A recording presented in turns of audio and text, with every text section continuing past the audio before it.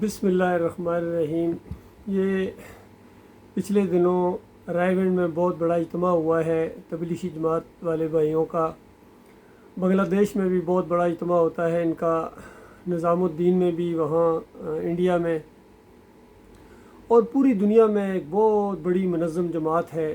سادگی بھی ہے اور وقت بھی دیتے ہیں، اپنا پیسہ خرچ کر کے آتے ہیں، لیکن عقیدے کے اندر خرابی ہے، توحید کی بجائے شرک ہے۔ یہ بہت بڑا المیہ ہے، اللہ کے بندو اس بات کو غور سے سنو، کیونکہ اگر عقیدے کے اندر شرک رہ جائے اور انسان کی موت آ جائے تو چاہے وہ جتنی مرضی تبلیغ کرتا رہا ہو، جتنا مرضی اس نے عمل کیا ہو، اللہ تعالیٰ نے مثال کے طور پر فرمایا کہ تم کیا چیز ہو، یہ میرے انبیاء ہیں، ان سے زیادہ کون عمل کرے گا، ان سے زیادہ کون تبلیغ کرے گا، ان سے زیادہ کس نے زندگیاں وقف کی ہوں گی اللہ کے راستے میں۔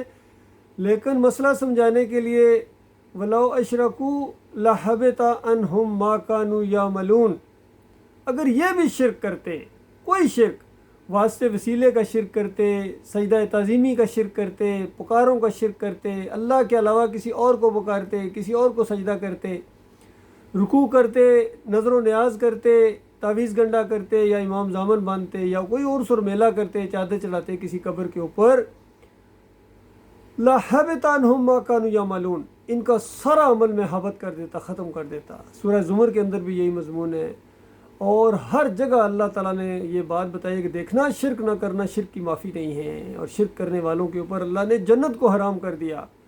نبی علیہ السلام نے فرمایا مَن مَات یشرک باللہ شیئن دخل النار، شیئن بھی شرک کیا تو دخل النار ہو جائیں گے مرنے والے اگر توبہ نہ کی۔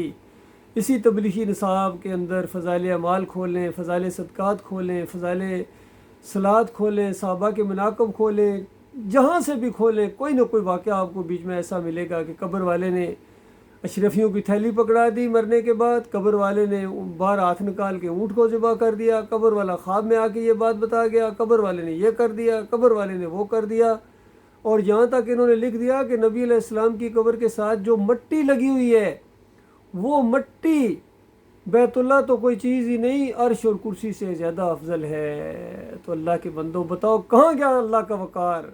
مَا لَكُمْ لَا تَرْجُونَ لِلَّهِ وَقَارًا وَقَدْ خَلَقَكُمْ أَطْوَارًا، تمہیں کیا ہو گیا ہے اللہ کے بندوں؟ تمہارے ہاں اللہ کا کوئی وقار نہیں ہے۔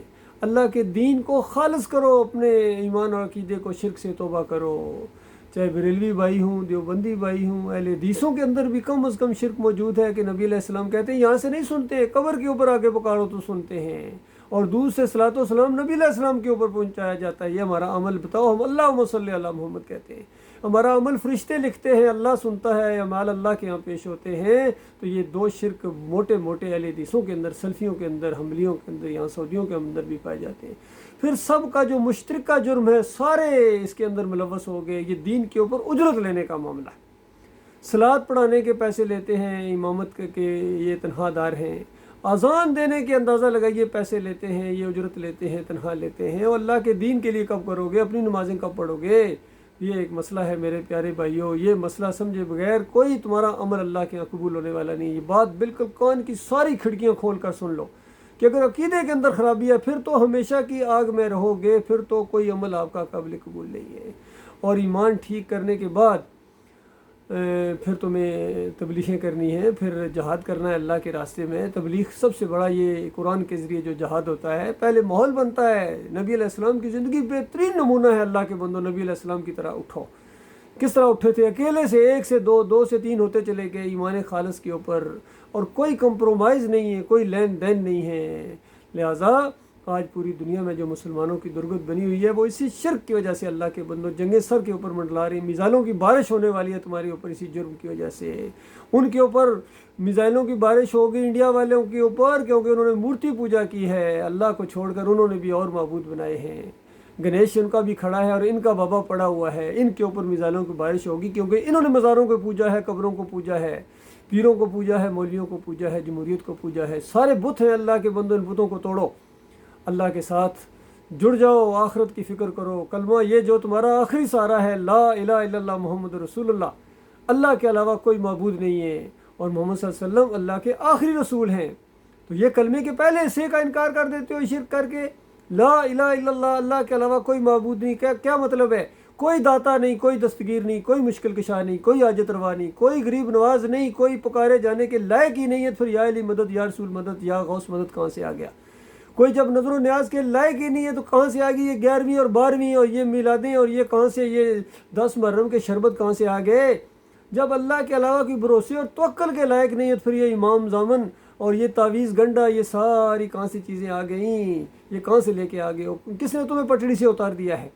تو ایمان خالص کی طرف واپس لوٹو میرے بھائیو۔ اللہ تعالیٰ پوری دنیا کی قیادت آپ کو دے رہا ہے اور موقع ملا ہے آپ کو اللہ کے دین کو ذرا برابر اس میں شرمانے کی اور گھبرانے کی ضرورت نہیں ہے، ذہنی مروبیت کی ضرورت نہیں ہے۔ پورے یقین کے ساتھ، پورے اعتماد کے ساتھ، پورے فخر کے ساتھ اس کلمے کو اپناؤ اور اللہ کے راستے میں آگے بڑھو، اور فخر کے ساتھ کہو ہم آخری نبی محمد صلی اللہ علیہ وسلم کی امتی ہیں، اور ہم دین کو اس اصلی حالت میں لے کر اٹھیں گے، اور انشاءاللہ پوری دنیا پر چھا جاؤ گے۔ پوری دنیا کی یہ طاقتیں جھک جائیں گی تمہارے سامنے، گھٹنے ٹیک دیں گی، سرنڈر کریں گی، جزیہ دے کر زندگی بسر کریں گی، اگر اللہ کے اوپر تمہیں یقین ہے تو۔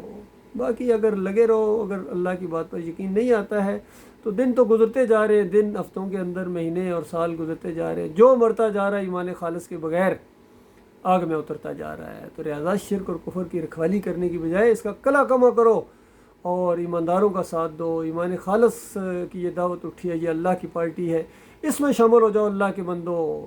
کسی اور پارٹی کے اندر کوئی گنجائش نہیں ہے، ساری کی ساری یہ شیطان کے یہ اڈے ہیں، ان کی دکانیں ہیں، مسلکوں کی شکل میں، سیاسی پارٹیوں کی شکل میں۔ اس سے نکلنے کی کوشش کرو میرے پیارے بھائیو، اللہ کی طرف اپنا رخ کر لو، آخرت کی طرف اپنا رخ کر لو میرے بھائیو۔ چند دنوں کی زندگی ہے، اللہ تعالیٰ غور و فکر کرنے اور اس کے بہترین پہلو کے اوپر عمل کرنے کی توفیق عطا فرمائے۔